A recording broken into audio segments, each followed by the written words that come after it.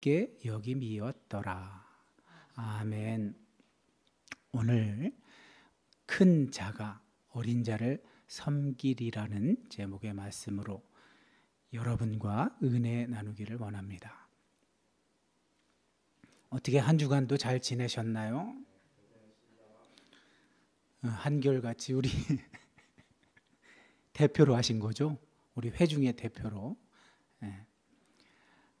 축하드려요. 우리 집사님께서 예원교회 혹은 예원, 그러니까 유튜브에 송출되는 예원 TV의 위상을 높여주셨습니다.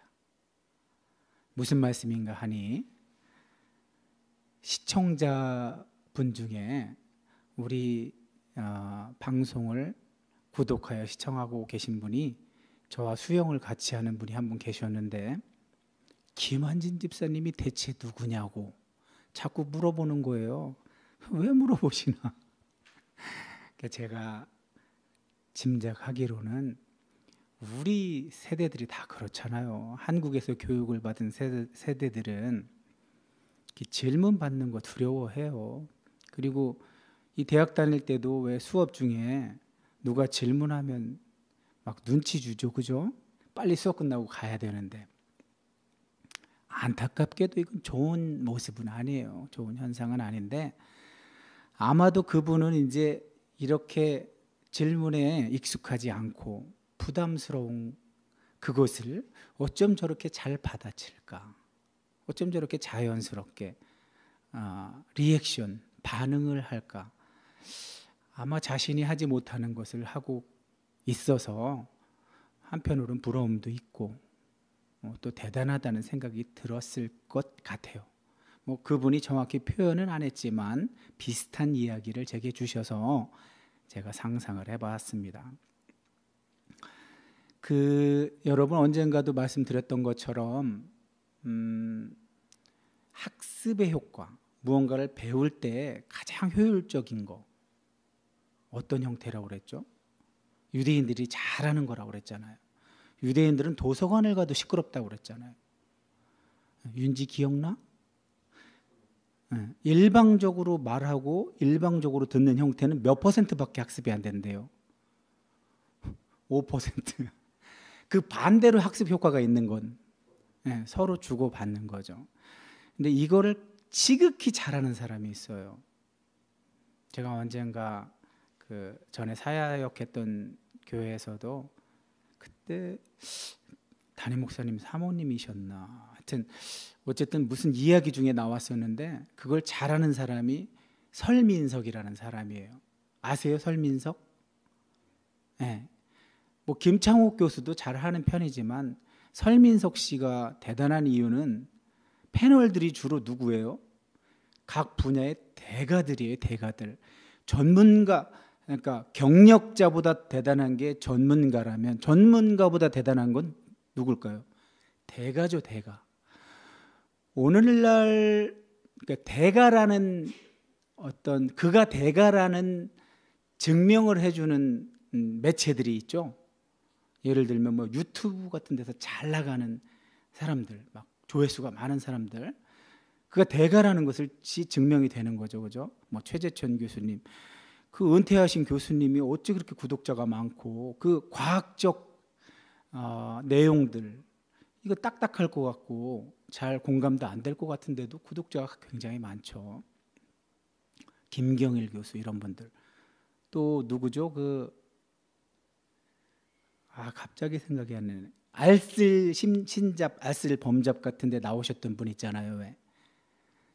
물리학 전공하신 분. 이런 분들, 그러니까 한마디로 얘기해서 우리 사회에서 현재 대가로 인정받는 사람들이 패널로 앉아 있는데 거기서 자연스럽게 책을 본인이 읽은 것보다 더 잘 소개하죠. 책 한 권을 한 30분 정도에 걸쳐서 소개하는 자리에서 그 대단한 패널들을 앞에 두고 책 내용을 굉장히 기가 막히게 학습시키죠. 근데 그분이 사용하는 방법론 중에 눈에 띄었던 건 뭐냐면 전현무시 있죠. 전현무시. 전현무시가 이제 물론 아나운서 출신이지만 지금 프리랜서지만 현무씨 이러면서 시작을 하잖아요. 현무씨, 현무씨. 무슨 시작 어떤 주제를 시작할 때마다 현무씨 이건 어떻게 생각하세요? 그럼 전현무는 사실은 각본에 있었겠죠. 작가가 다 짰겠지만 전현무씨는 그걸 또 태연스럽게 이렇게 맞받아치죠. 그럼 뭐 정답을 말할 때도 있고 틀린 대답을 할 때도 있을 거예요. 그러나 이런 거는 왜 하는 걸까요? 거기에 분위기를 일방적 전달이 아니라 쌍방향 소통을 하기 위한 여는 작업이죠. 여는 작업. 그래서 패널들을 자극해서 패널들이 자기가 가진 전문적 지식을 슬쩍 내어놓게 하는 스킬이죠. 제가 여기서 이 자리에서 있지만 제가 여러분보다 모든 면에서 우수하진 않아요. 여러분이 우수한 측면이 가진 부분이 분명히 있을 겁니다. 다만 이 하나님의 말씀인 성경을 다루는 부분에 있어서 제가 전문성을 가졌기 때문에 지금 이 자리에 있는 거죠. 어찌되었든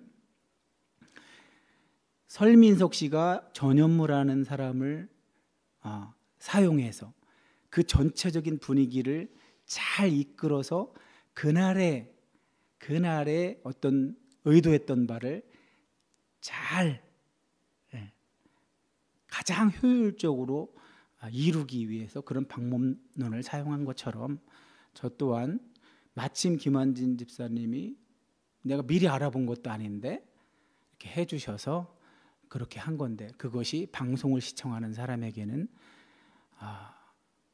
또 이런 측면으로 또 영향을 미친 것 같아요. 어쨌든 그와 비슷한 생각을 했던 사람들이 우리 영상을 시청하겠죠.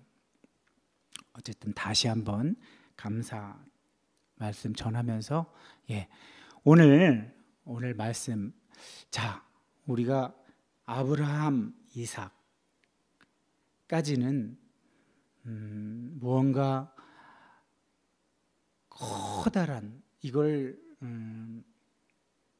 오늘날 같은 포스트 모더니즘 사회, 개인이 중시되고 다원주의, 상대주의 이런 사회에서는 큰 이야기를 하기가 힘들어요. 메타 내러티브, 거대 담론. 오로지 할 수 있다면 하나님은 창조주시다, 예수는 그리스도시다 말고는 다른 말을 못해요. 왜 그럴까요? 진리가 사라졌기 때문에. 절대적 진리가 사라져서 다 상대화돼서 잘못 말하면 정답이 아닐 때도 있으니까 함부로 말을 못하죠. 하나님은 창조주시다 이거에 시비 못 걸겠죠. 우리 안에서는 적어도. 밖에서는 시비 걸 수 있죠, 진화론자들은. 그러나 우리 믿는 사람들 안에서는 하나님이 창조주시라는 거는 이런 커다란 이야기에 시비 걸 사람은 없겠죠. 예수가 그리스도시다 이것도 마찬가지고. 그러나 다른 대부분의 이야기들은 함부로 단언해서 말하기가 힘든 시대를 살고 있어요. 그럼에도 불구하고 아브라함과 이삭 이야기는 큰 이야기를 하고 있죠. 이삭에게서 나는 자라야 내 씨가 될지니. 엄청나게 큰 이야기죠. 바울은 이걸 어떻게 해석했어요? 씨가 단수인 거 보니까 이 씨는 이삭에게서 나는 모든 후손을 가리키는 것이 아니라 바로 그리스도 메시아를 가리키는 거다. 히브리어로 메시아, 그리스어로 크리스토스. 이렇게 큰 이야기를 해왔는데 이제 이삭의 아들을 낳고부터는 뭔가 이야기들이 잘게 부서지고 우리가 사는 모습과 별반 다르지 않은 형태가 이제 드디어 등장하기 시작해요. 그러나 시작은 아직도 역시나 뭔가 아브라함서부터 이어져 내려온 전통으로 시작하고 있는 것 같아요. 한번 그런지 안 그런지 오늘 시작하는 말씀을 여러분께서 한 목소리로 크게 읽겠습니다. 시작.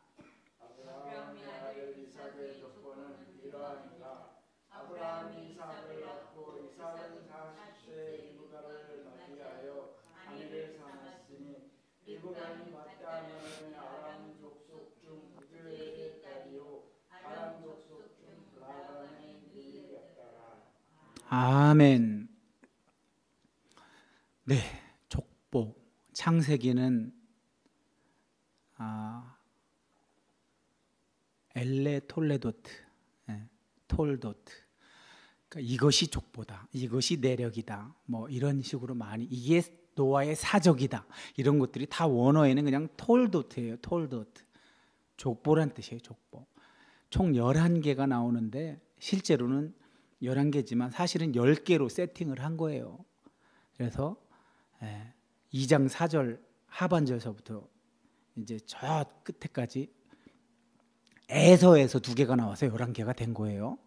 근데 이제 8번째로 이삭의 족보가 등장합니다. 이 교묘한 세팅이에요. 사실 요 전에 이스마엘의 족보를 배열해 놓고 또 이 야곱 이야기의 거의 끝에 해당하는 36장에 가서는 또 에서의 족보를 세팅해 놨어요. 그러니까 주로 장자들의 족보가 이렇게 감싸게 해놓고 그 안에 지금 이삭 족보가 나오고 있는 거예요. 사실 이삭 족보라고 하지만 실제 이야기는 야곱과 에서 이야기겠죠. 오늘 읽은 말씀은 사실 우리가 전에 읽은 말씀에 다 들어있는 것들이고, 다만 밧단 아람이라는 지명, 메소포타미아로 개역 개정 성경에 됐었죠. 지난주 말씀에서는. 근데 사실은 원어는 아람, 나하라임, 두 강 사이에 있는 아람족, 그런 뜻인데 또 여기서는 또 밧단 아람이라고 했어요. 같은 지역들이에요. 자, 우리가 알고 있는 것처럼 아람족 부두엘의 딸이요 라반의 누이였더라. 좀 이상했었죠. 족보가 아브라함의 형제였는데 일찍 죽은 형제의 누이를 아내로 삼아서 저렇게 부두엘이라는 아들을 낳았고, 그가 또 아들과 딸을 낳았는데 아들은 라반이고 딸은 리브가였던 거죠. 잠시 이렇게 시작하면서 소개를 하고 있습니다. 중복되니까 이만 넘어가겠습니다. 어찌 보면 바로 이제 지금 이 말씀이 어떻게 보면 핵심이죠. 핵심. 서론이에요. 서론. 야곱 이야기의 서론이에요. 서론. 사실은 여러분 이제 야곱 이야기를 우리가 살펴보면서 갈 텐데 아직 몇 줄을 할지 몰라요. 저는 미리 정해놓지 않았어요. 성령이 이끄시는 대로 할 거예요. 그러나 여러분에게 참고하면 좋은 팁 하나를 드리고 갈게요. 야곱 이야기는 누구의 이야기냐면 이스라엘의 이야기예요. 이스라엘. 야곱의 이름이 나중에 이스라엘로 바뀌잖아요. 포로를 경험한, 포로 생활을, 아까 밧단 아람, 메소포타미아, 아람, 나하라임, 여기가 다 어디냐면 이스라엘이 포로로 끌려갔던 지역이에요. 그것을 경험한 이스라엘 사람들의 마음이 저기 다 녹아져 있는 거예요. 야곱의 행동, 야곱의 움직임, 이런 것들이 다 결국은 이스라엘이 투영된 거예요. 그 안에. 이걸 기본적으로 가지시고, 전이해라고 하죠. 이거를 늘 이 그림을, 이스라엘 민족이 경험했던 것을 지금 야곱이 그대로 재현해내고 있구나를 전제하고 따라와 보시라는 거죠. 그러면 이해가 훨씬 잘 될 겁니다. 이삭이 아내가 임신하지 못함으로 여호와께 간구했대요. 이삭은 약속을 받은 자인데도 임신하지 못하고 있으니까 저 아브라함, 이삭, 야곱, 이 이스라엘의 조상들은 희한하게 하나님이 뭘 금방금방 안 줘요. 그죠? 아까 보니까 몇 살에 결혼했어요? 40살에 결혼했는데 이 뒤에 보니까 몇 살이었대요? 나왔을 때는 60세. 그럼 얼마 동안 안 주신 거예요? 20년. 아브라함은 이스마엘 얻은 게 몇 년? 다 까먹으셨어요 벌써. 아브라함 하면 기억해야 되는 그 연도들이 있잖아요. 25년, 40년, 62년. 와, 이 이스라엘의 조상들은 참 하나님이 인내력을 테스트하는 것도 아니고 정말 오래 참게 만드세요. 사랑은 오래 참고 믿음도 오래 참는 것 같아요. 자, 이삭은 약속을 받아놓고도 오래 걸리니까 할 수 없이 어떻게 했대요? 간구했대요. 여호와께 간구. 일부러 간구하게 하려고 안 주시나요? 여러분 가운데도 혹시 뭐를 이렇게 부탁드렸는데 간구했는데 안 주시면 계속 하세요. 계속 끊임없이 하세요. 엘리야처럼 줄 때까지 하세요. 그거 하게 하려고 그렇게 하나님이 세팅하신 거니까. 자, 결국은 응답을 받으셔서 임신을 했는데, 아니 안에서부터 아들들이 싸운대요. 그럼 뭐 하나는 아닌가 봐요. 그죠? 쌍둥이인가 봐요. 근데 안에서부터 글쎄요, 저는 남자라서 잘 느낌이 안 오는데 우리 가운데 쌍둥이 낳아 보신 분 안 계시죠? 이게 어떤 느낌일까? 임신한 상태에서 안에서 이렇게 막 서로 다투는 느낌은 어떤 느낌일까요? 자, 그게 얼마나 심했는지는 모르지만 성경은 자세하게 얘기는 안 하고 있는데, 리브가가 어찌할꼬, 이걸 어쩌지 하고 어떻게 했대요? 그 다음 행동이 여호와께 물었대요. 여호와께. 성경은 너무 많이 생략을 해서 여호와께 물었다는 뜻이에요. 어떻게 저걸 알으면 우리도 그걸 참고할 텐데 여호와께 물었다는 것이 무슨 뜻일까? 하나님의 말씀을 대언해 주는 신부님꾼한테 물었다는 건가? 그럼 저 당시는 아직 선지자가 있을 때도 아닌데 선지자라고 하면 오직 아브라함 아직 아브라함 지금 60이면 아브라함 몇 살이에요? 이삭이 60이면 160이죠. 아브라함 몇 살에 죽었어요? 175세에 죽었으니까 아직 살아있어요? 돌아가셨어요? 살아있죠. 그럼 아브라함한테 물은 건가? 아브라함 선지자 소리 들었잖아요. 그리고 아브라함은 하나님과 소통하니까. 어쨌든 성경은 자세하게 얘기를 안 해줘요. 어쨌든 물었대요. 그랬는데 여호와께서 응답을 하셨대요. 뭐라고? 두 국민이 네 속에 있대요. 그 두 국민 혹은 민족이 내 뱃속에서부터 나누어져 있대요 지금. 근데 그 두 사람이 그 다투는 이유가 서로 이기겠다고 다툰대요. 근데 하나님은 이미 정해놨대요. 누가 강하다고? 이 족속이 저 족속보다 강하다고 했는데 그 이 족속은 누구고 저 족속은 누구예요? 큰 자가 이 족속, 작은 아니죠. 큰 자가 저 족속이네. 어린 자가 이 족속이겠네. 그죠? 더 강하니까.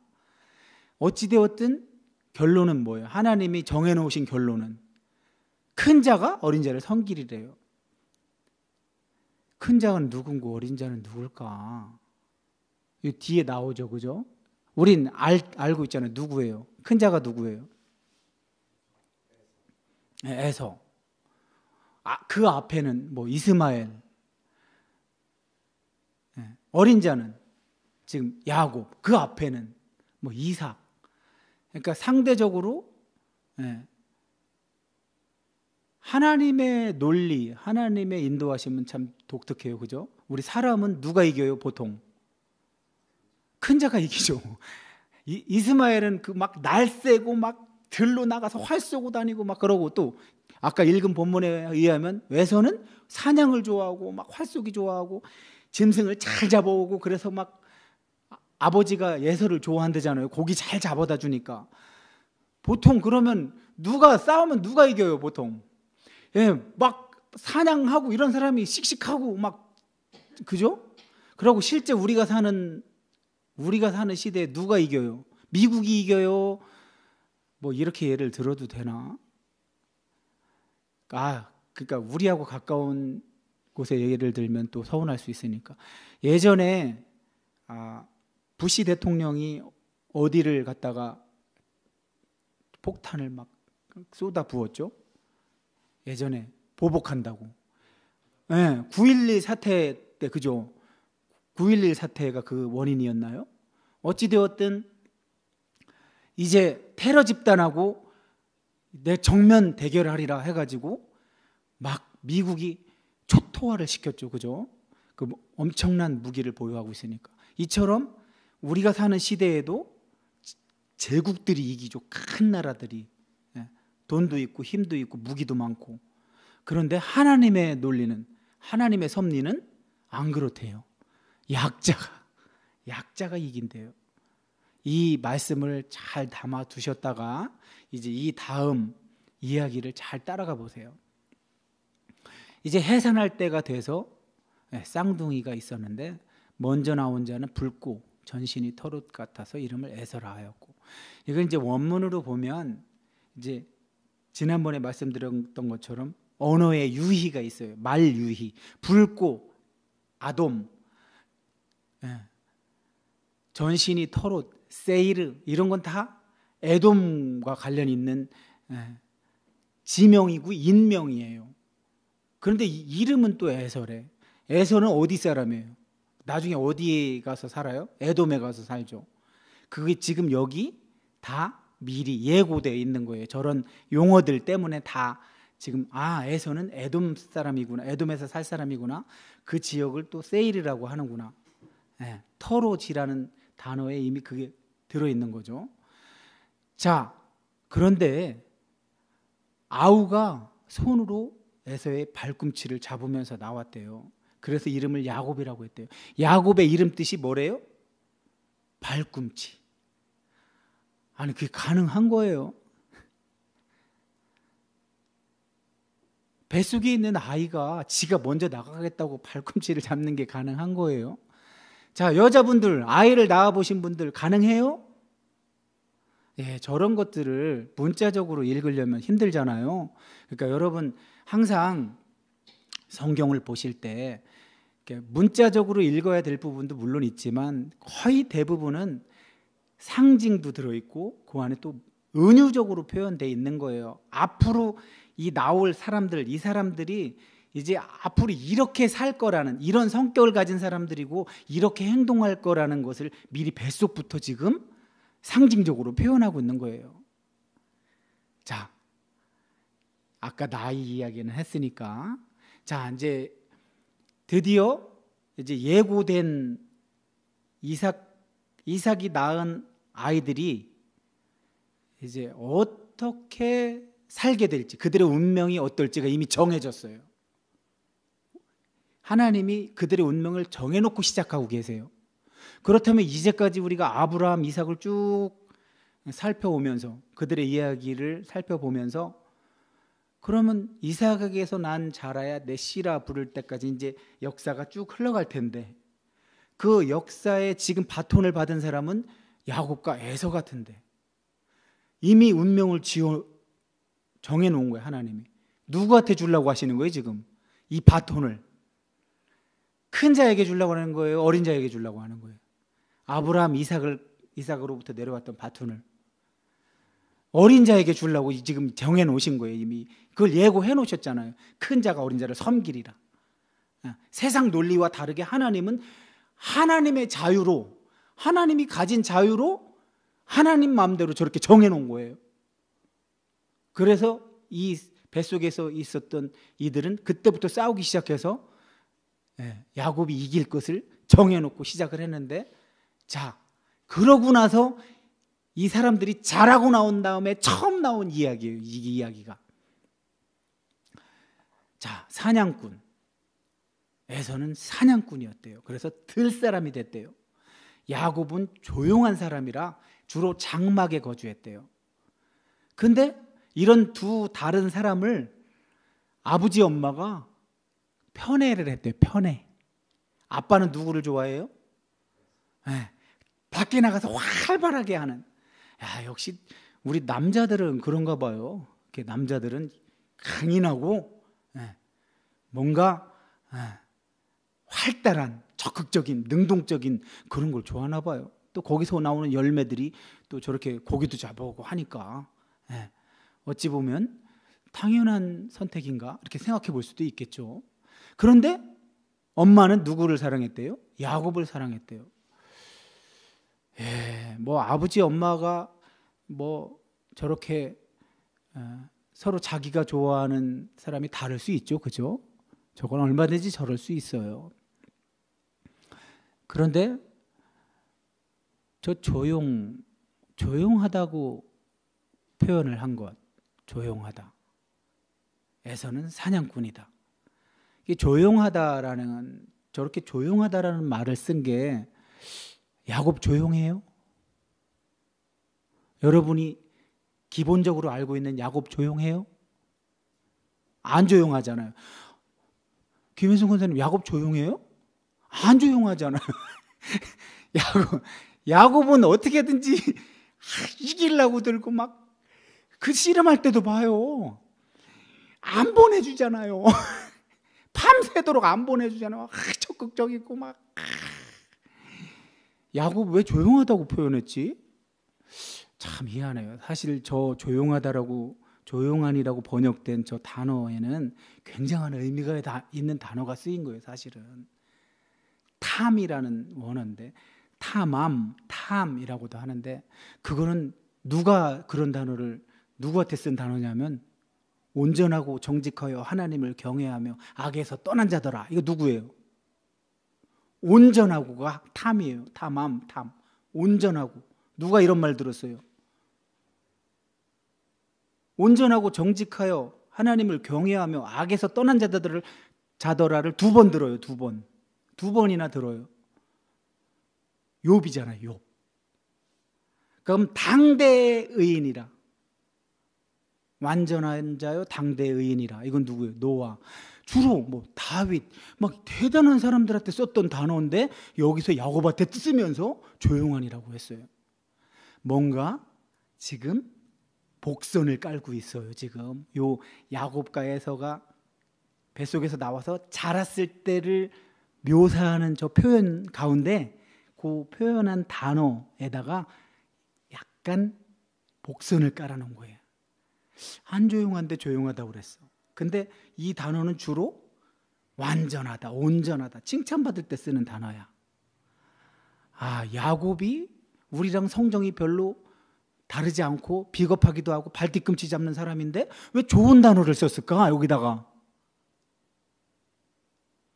잘 생각해 두셨다가 앞으로 쭉 이걸 기억하시면서 이런 전 이해를 가지고 야곱 이야기를 쭉 따라가 한번 보세요. 정말 저 단어에 해당되는 사람이었나 하고 한번 보세요. 자, 이제 결정적으로 해석하기도 참 어렵고 참 뭐라고 딱 단언해서 이야기하기 어려운 그 장면이 나왔어요. 이 이야기 우리 다 기억할걸요? 그래도 다시 한번 숙지하기 위해서 여러분이 어디 가서 전도할 때 이런 거 이야기 한 토막 탁 외우고 있다가 살짝 던져주면서 질문해가면서 이렇게 할 때 그 사람이 넘어오는 거예요. 자, 그런 의미에서 한 목소리로 이 말씀을 읽겠습니다. 시작.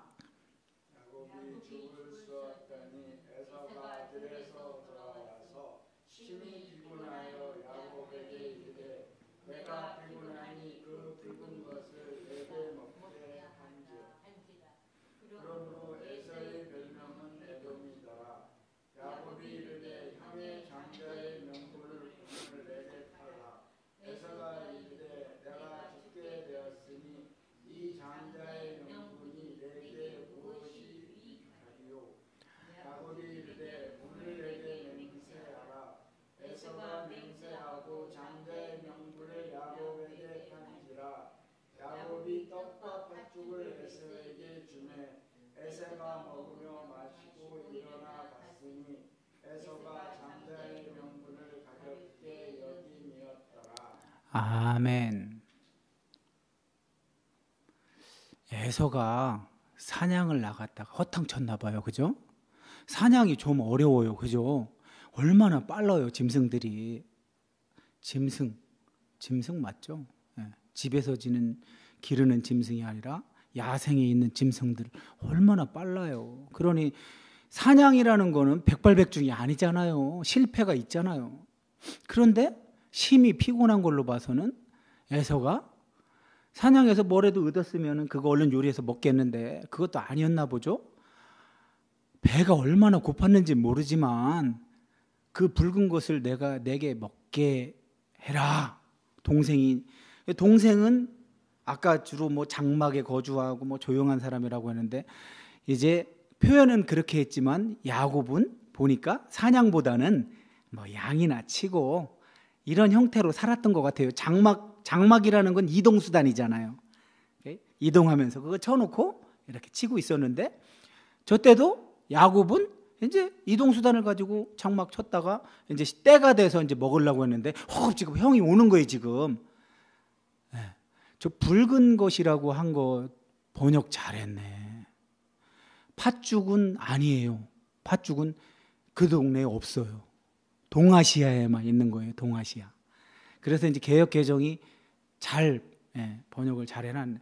붉은 거 아마 엔틸콩이지 않을까. 이제 학자들은 엔틸콩이 좀 붉어요. 그리고 이게 식물이지만 약간 단백질이 풍부해서 식물성 단백질이지만 고기 먹는 효과가 있을 정도로. 그래서 아마 저 당시에 이제 추측하기로는 엔틸콩, 붉은색이 나는 엔틸콩을 끓이고 있지 않았을까? 단백질 보충을 위해서. 그랬을 때 이제 와서 그 붉은 거, 그 엔틸콩 나 좀 줘. 그렇게 한 거죠 지금. 근데 이제 저기에도 사실은 말놀이가 있는 거예요. 말놀이. 붉은 게 에돔이에요. 붉은 게. 그러니까 별명이 에돔이라. 자꾸 이제 에돔, 붉은 거 에돔, 자꾸 그 에서가 털이 붉고 그런 거 자꾸 연결시켜서 자꾸 붉다고 그것과 연관지어서 에서의 이미지를 에돔과 같게 하는 거죠 지금. 근데 이제 다른 건 그렇다 치고 갑자기 장자의 명분이 나와요. 지금까지 아브라함 이전서부터 아브라함 쭉 있었지만 지금까지는 장자의 명분 저런 게 나왔어요? 장자권? 갑자기 등장했어요. 각 장자권이 등장한 거로 봐서는 뭔가 이제 장자의 권리를 논할 만큼 많아지나 보죠. 그죠? 그동안은 뭐 이스마엘과 이삭밖에 없었는데 뭐 그래봐야 그죠? 그런데 그 위에는 뭐 아브라함부터 부름 받았으니까 아브라함은 안 쳐도 되고 이스마엘과 이삭. 근데 이삭에게서 낳는 자라야 하고 하나님이 결정해 줬어. 근데 지금은 뭐 장자라야 이런 결정도 없었어. 앞에서부터 쭉 살펴온 이야기로는 갑자기 장자의 명분이 등장을 해서 지금 야곱이 그걸 중시하는 내용이 오니까 우리 읽는 사람들은 뭐지 이거? 이 장면도 이제 앞으로 장자의 명분이 중요해지겠구나. 실제로 루벤이 장자잖아요. 루벤, 레우, 보라, 라라는 동사가 쓰인 레우, 벤, 보라 아들이다. 루벤이 장자로 태어났을 때 너무 기뻐서 보라 아들이다. 이제 드디어 장자 분위기가 계속 연출되고 있는 거죠. 그랬는데 실제로 루벤은 장자를 잃죠. 지금 에서처럼. 이 에서와 야곱 이야기에 앞으로 이스라엘 민족이 겪을 이야기들이 함축되어 있는 거예요. 그래서 그 장자의 명분이 유다 혹은 요셉 이렇게 르우벤이 잃고 이런 것들이 이미 이 속에 들어있는 거예요. 지금 야곱이 장자의 명분을 중시하는 그런 태도와 그 장자의 명분을 가볍게 여기는 에서의 태도가 비교되고 있는 거예요. 지금. 자, 이 말씀을 여러분께 드리면서 오늘 말씀의 결론을 맺고 싶어요.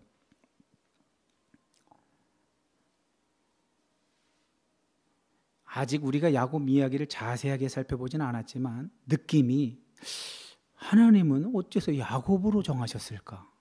에서 같은 캐릭터는 싫어하시나? 야곱이 이제 앞으로 어떻게 인생을 펼쳐가고 그 이야기가 펼쳐질지 모르지만 분명한 건 하나님이 가지신 자유로 이미 야곱을 선택해놨다는 거예요. 이삭에게서 나는 자라야 내 씨가 될지니의 바톤을 이어받은 사람은 지금 야곱이라는 거예요.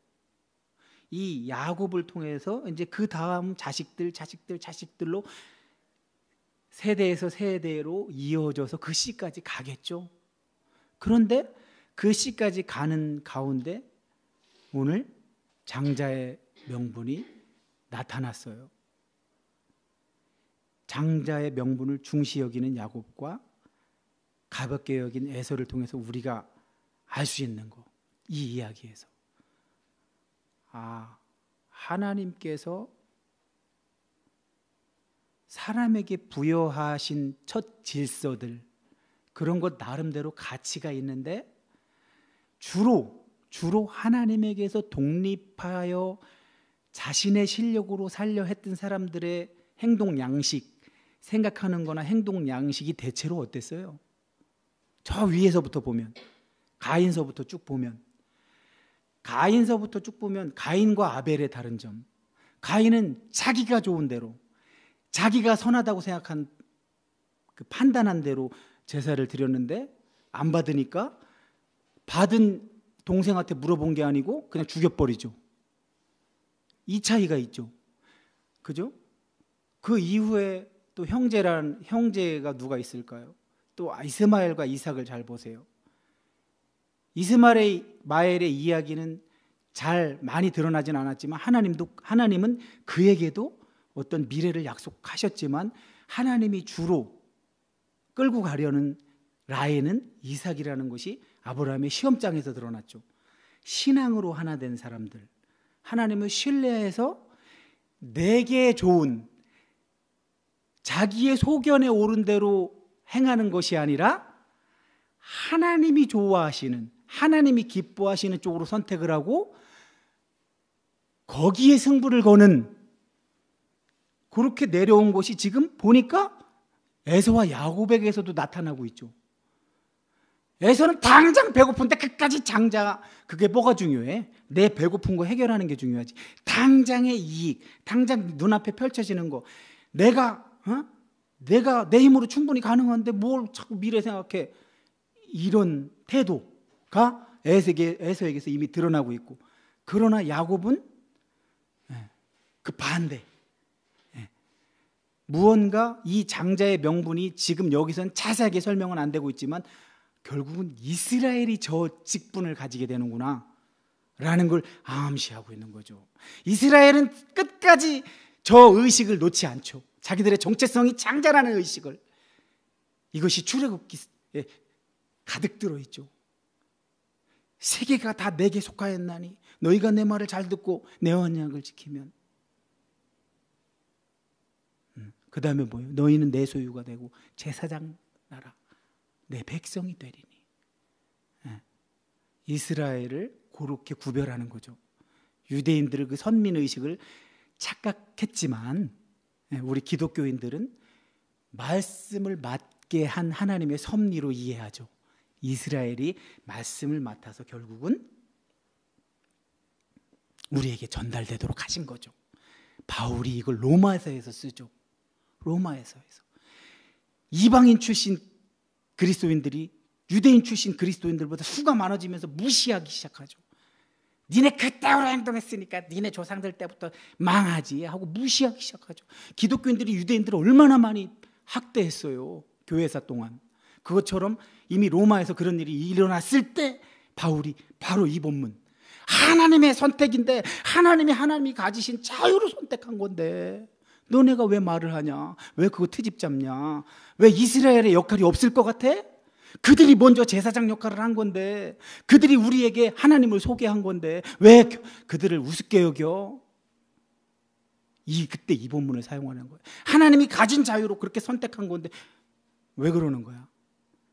그들이 실패했다고 하나님이 그들을 고난 속에 두셨는데 니네라고 안 그럴 것 같아?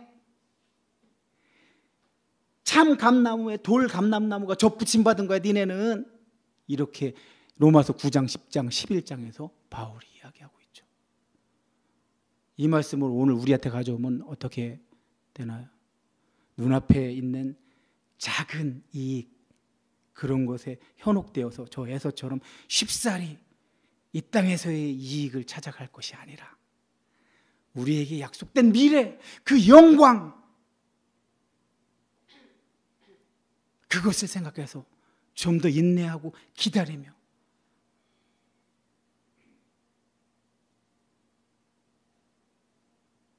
그 하나님의 선물을 끝까지 간직하고 유지 보존하는 저와 여러분이 되기를 소망합니다. 하나님 고맙고